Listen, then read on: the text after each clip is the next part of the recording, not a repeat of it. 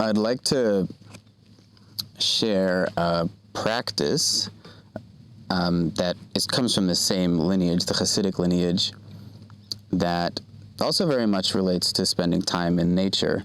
So the founder of the movement I had mentioned, named the Baal Shem Tov. There's many stories about the Baal Shem Tov and his encounters in nature, and also just his ability to heal people and help people. He had a great-grandson who spent also a great deal of time in nature and had his own community named Rabbi Nahman of Bratslav, and lived also in the Ukraine. His philosophy, as someone who dealt with a great deal of intense emotion, Rabbi Nahman was sort of a genius of sorts, but a kind of a troubled individual in a lot of ways as well. There's a biography written about him called Tormented Master. He basically, at his time, it was common to talk about a mitzvah, which is a Hebrew word for a commandment or ritual. It's a good deed. It's a way that we're supposed to live in the world. And he quite strikingly said, it's a mitzvah to be happy.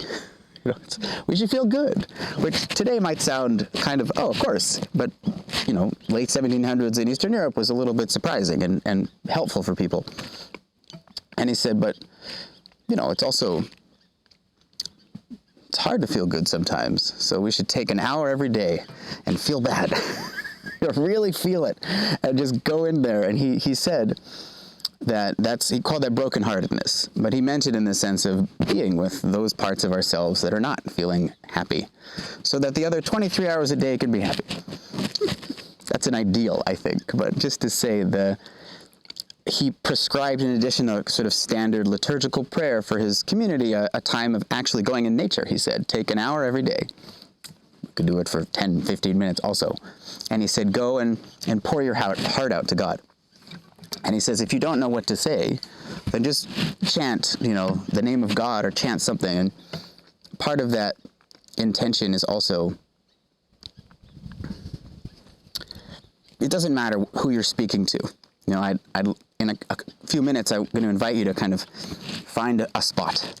And it can be in the woods, or in theory, it could be in the lake also, but fanning out and just taking, I'll kind of call you back when it's time, and it won't be an hour.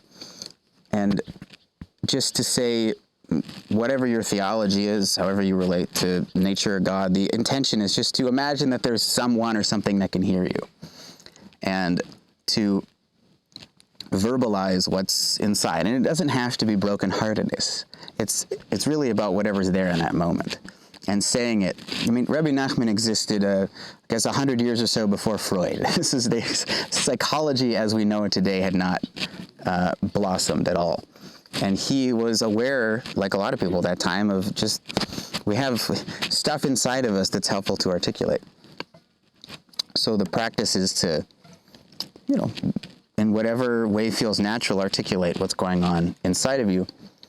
And the difference here between therapy and this practice called hitbodedut is that therapy, we usually don't yell at our therapists most of the time, But in this practice, you can obviously be discerning, who do you want to hear about your whatever's going on, but it's actually articulating the emotion itself, right? Often we might say to someone, a friend or something, I'm feeling quite upset right now, but this would be more like, I can't believe you've done this to me, and basically there's no limit. God doesn't get offended in our belief.